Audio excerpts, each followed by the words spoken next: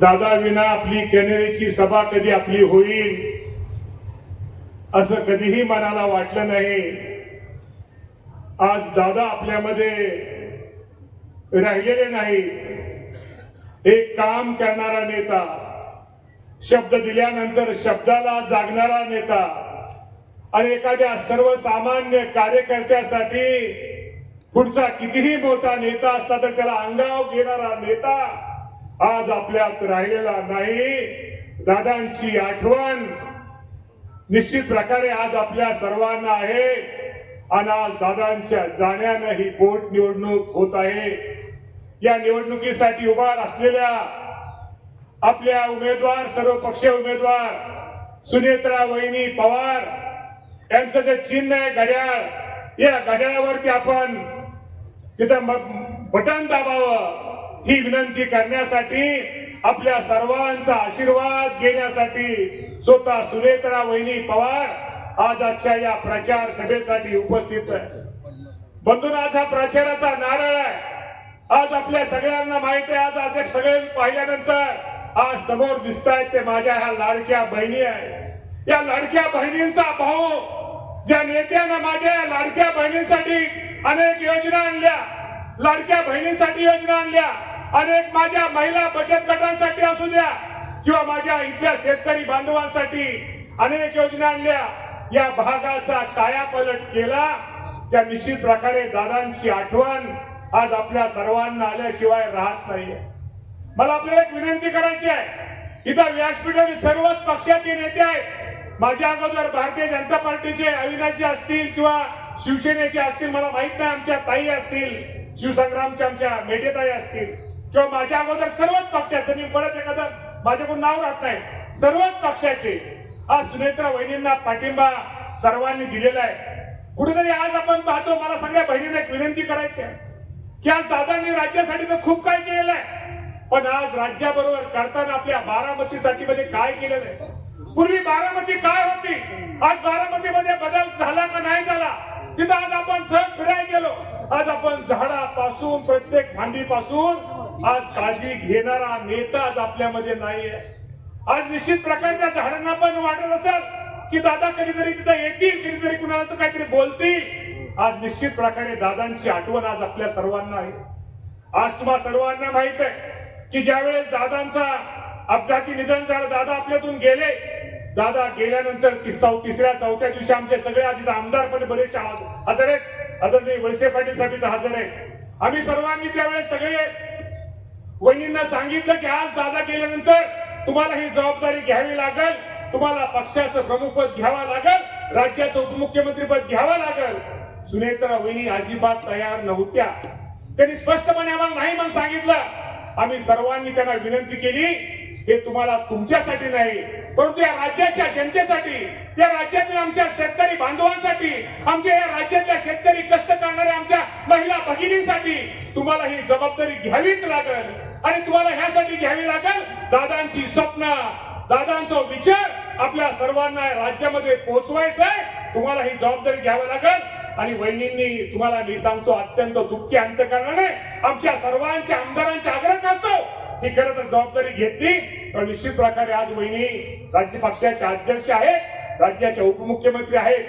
दादांची कामाची पद्धत, दादांची ही सर कोणालाच येऊ शकणार नाहीये. दादांची तुम्हाला मी सांगतो, दादांचा स्वभाव, दादांचं मी सगळ्याच गोष्टीमध्ये जरी नसली तर शेवटी आज आपल्या सर्वांना हा पक्ष व या सगळ्या राष्ट्रवादी पक्षाचा विचार, राष्ट्रवादी पक्षाची कार्यप्रणाली, राष्ट्रवादी पक्षात असणाऱ्या बारीक सारीक छोट्या अल्पसंख्याक समाजाच्या सगळ्या कार्यकर्त्यांना बरोबर घेऊन तिथून पुढे आपल्याला वहिनींना बरोबर घेऊन आज वहिनींनी ही जबाबदारी घेतलेली आहे. वहिनी तुमच्याकडून आमच्या सर्वांच्या खूप मोठ्या सर्व या महाराष्ट्रातील जनतेची अपेक्षा आहे. महाराष्ट्राच्या जनतेबरोबर या बारामती विधानसभा मतदारसंघातल्या सर्व भावांच्या, बहिणींच्या सगळ्यांच्या अपेक्षा तुमच्याकडून आहेत.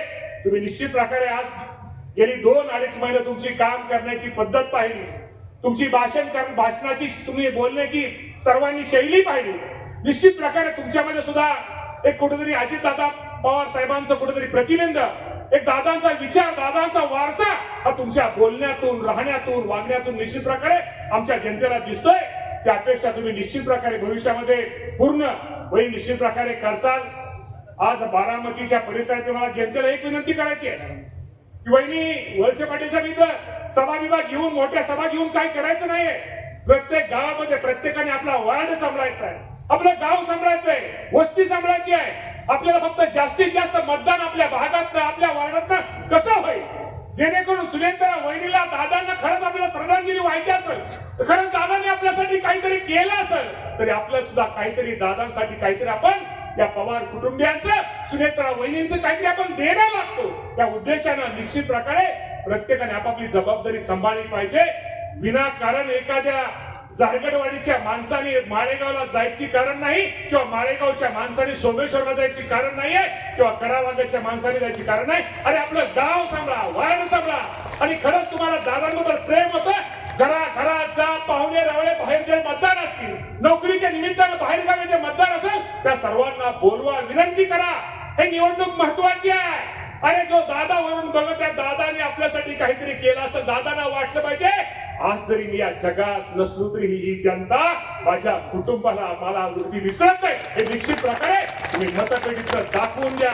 त्यामुळे हे सभा विभा मला तिथं कोण मला निरीक्षक मला माहित आहे, अध्यक्ष दादा तुम्ही सगळे सचिव सगळे नाना पाटील सगळ्यांनी तुम्ही ते सभा विभा जास्त करण्यापेक्षा गावातनं मतदान करा. आणि जो कोण ज्याने हे करायचंय वहिनी मी तुम्हाला एवढं सांगेल की प्रत्येक वार्डामधनं प्रत्येक कार्यकर्त्यावरती जबाबदारी द्या. आता जबाबदारी देताना असं केलं दादा काय काय वेळेस होतं भाऊ की जबाबदारी दिली एखाद्या कार्यकर्त्यावरती मग दुसरा लगेच म्हणतो त्याला दिली काय मग जाऊ द्या त्यालाच बघू द्या. असं बाबांनो हे नाहीये. बाबांनो मी तुम्हाला हात जोडून विनंती करतो एखाद्या कार्यकर्त्याचं नाव फक्त त्या वार्डसाठी घेतलेलं असतं याचा अर्थ तुमच्यावरती विश्वास नाही असं नाहीये. तुमच्यावरती पण विश्वास तेवढाच आहे रे, तुमची पण जबाबदारी तेवढी आहे. कुठेतरी एखादं नाव एखादा पोलिंग एजंट पण कुठेतरी नाव घ्यावं लागतं याचा अर्थ तुमच्यावरती राष्ट्रवादी पक्षाचं प्रेम पवार कुटुंबाचं प्रेम कमी आहे असं कधी समजू नका. शेवटी तुम्ही एक असं जोरात प्रत्येकाने प्रत्येकाच्या वार्डामध्ये जिल्हा परिषदेच्या गटामध्ये वाडी वस्तीवरती पोलची जबाबदारी प्रत्येकाला मला वाटतं दिलेली आहे आपल्या सर्वांना. पोल वाईज मतदान आणि वहिनी शेवटी कुठली गोष्ट आपल्या समाजामध्ये ही उसने असते. त्यामुळे ज्या वार्डामध्ये ज्या पोलमध्ये चांगल्या प्रकारचं मतदान होईल मी पण शेवटी तुमच्या सगळ्यांचा शेजारचा आमदार आहे.